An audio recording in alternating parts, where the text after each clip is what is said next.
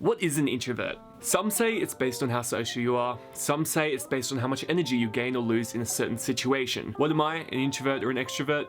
I like to place my foot in both camps.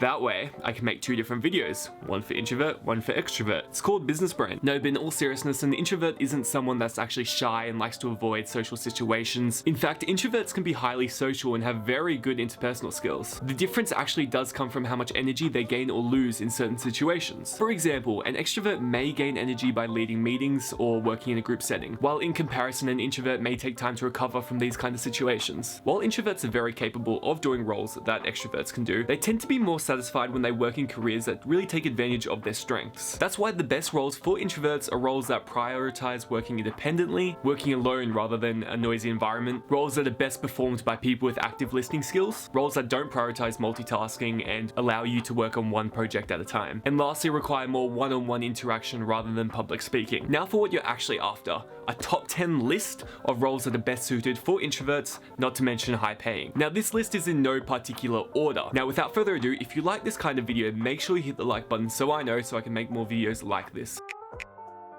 Individuals who love computers and technologies and who love sitting behind computers for hours a day will love a career in software development. Software developers help create products for any consumer or commercial use. Software developers really need to understand the ins and outs of code. Thankfully for introverts, most software developers spend most of their waking hours on their own and working on their own. Of course, every so often, the software developer would have to meet up with clients to ensure that what they're creating is in line with the client's vision. But luckily for the software developer, often this can be done online, maybe by email.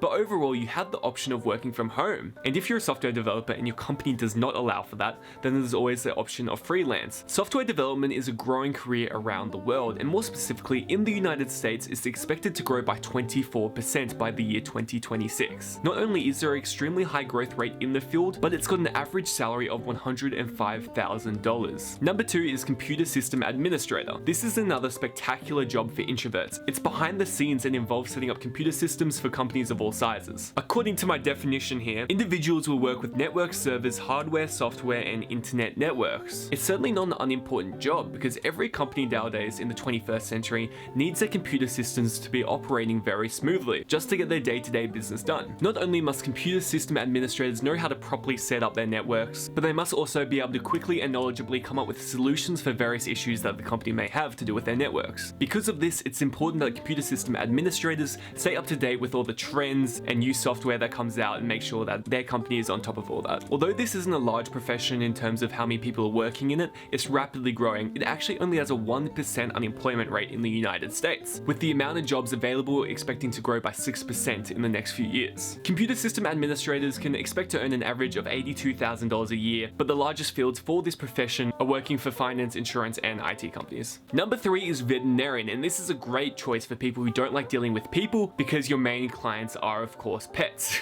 Veterinarians often work in private clinics or animal hospitals. However, if they want to expand their variety, they can even go to farms and help out sick animals there. Veterinarians diagnose and treat a variety of animal illnesses. Not to mention they also help with the birthing of animals and then the vaccinations that come after that. This role is becoming increasingly important. As we know in today's age, people see pets as part of the family and not just a pet. So with this growing idea of pets being actually a member of the family, it's a great industry to be in. While this career path does require many qualifications, usually actually a doctorate, graduates can usually find employment pretty much straight after graduating. The job market is extremely strong, and in the United States there is only a 1.7% unemployment rate for veterinarians. Veterinarians do very well in moving up on the career ladder. However, unfortunately they do have a large amount of stress along with uncomfortable working hours. Thankfully, the salary more than makes up for that, with the average salary around $93,000. Not only this, but in the United States the amount of jobs are expected to grow by 19% by 2026.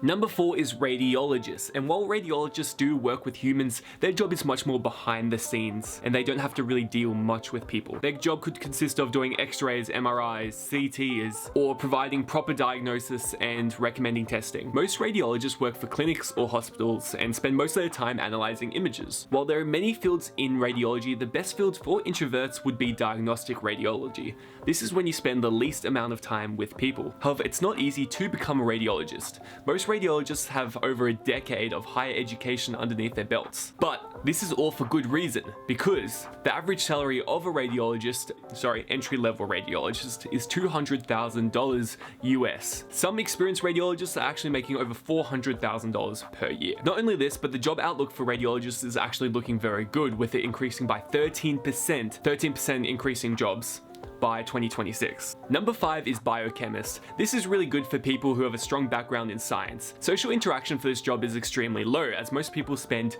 all their time working in a lab. According to my definition here, these individuals study the chemical processes at work within living organisms and solve to work biological problems. They are involved with research, work with DNA and the smallest organism known to mankind. And they also help with the creation of drugs and artificial tissues. While many biochemists may work for labs, they also have the option to work for universities or pharmaceutical companies. A career in biochemistry does start with an undergraduate degree, usually a bachelor's in biochemistry or another science-based degree. If you are looking to work in the research sector of biochemistry, you would usually need a PhD, sadly. However, if you do want to go this route, you are in luck, because there's less than a 2% unemployment rate for this field. Now onto the part that you're looking for, they earn an average of $93,000 per year. Number 6, marine engineer. Now this is a niche field in engineering that not a lot of people know about. It's less popular than, say, civil, mechatronic, or astro even. A career in marine engineering is perfect for someone who wants a high-paying job without much interaction with people. Many marine engineers help create the inner workings of ships and other types of naval transportations. For example, they may help build engines, build refrigerator units, electrical systems maybe, and steering systems. A few marine engineers may also work with electrical power generators, including wind turbines. Marine engineers actually spend most of their time working in an office, so they will have to have some communication with people. Most of their time is spent standing in front of a desk,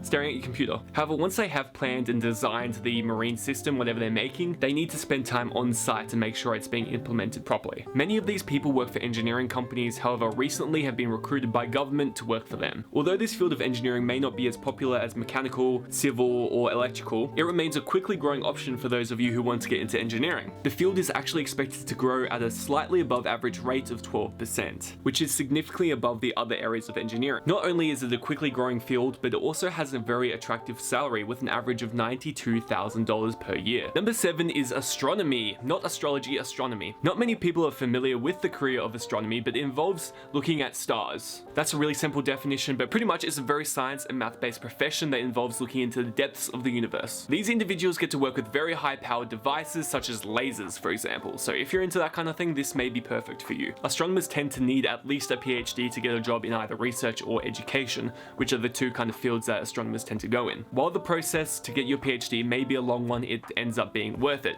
with the average salary of around $105,000 for a PhD astronomer. Not only this, but astronomers actually work a lot of the time at night, of course, because they need to see the sky, the stars, all the things that astronomers look at.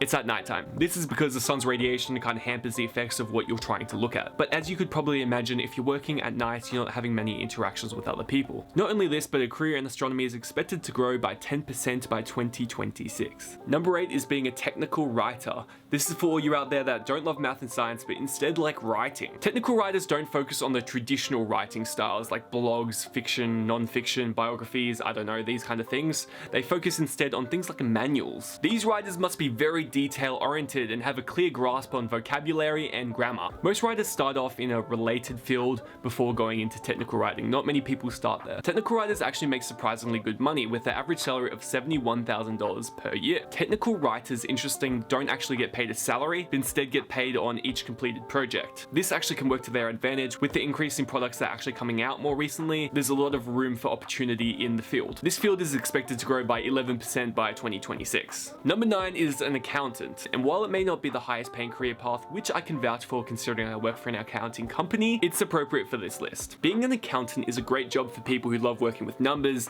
and like being alone. It also provides you with a great deal of autonomy, financial security, and ability to move up the chain quite quickly. While some interactions is of course necessary with clients, most of your time is spent looking at a computer screen on Excel, making sure debits and credits line up. That's my understanding, at least from first year accounting. I don't remember much. With my limited first year accounting knowledge, knowledge, I figured I better look it up. Accountants may work for a specific company or may freelance, so they do get the opportunity of working alone if they choose the freelance route. They may take company records, make recommendations to businesses regarding financial welfare, compute taxes, and examine financial documents. Some accountants will also need to prepare written reports of their findings, and some may have to present these findings to clients. So it seems like some accountants have more of an introverted job description than others. Accountants remain high in demand as many people do not understand tax codes, and many people struggle to compute complex numbers. Accounting is expected to rise by 10% by 2026 and to have an average salary of $70,000. Number 10 is Actuary. Actuary is one for all you math whizzes out there, but Actuary is actually focused on statistics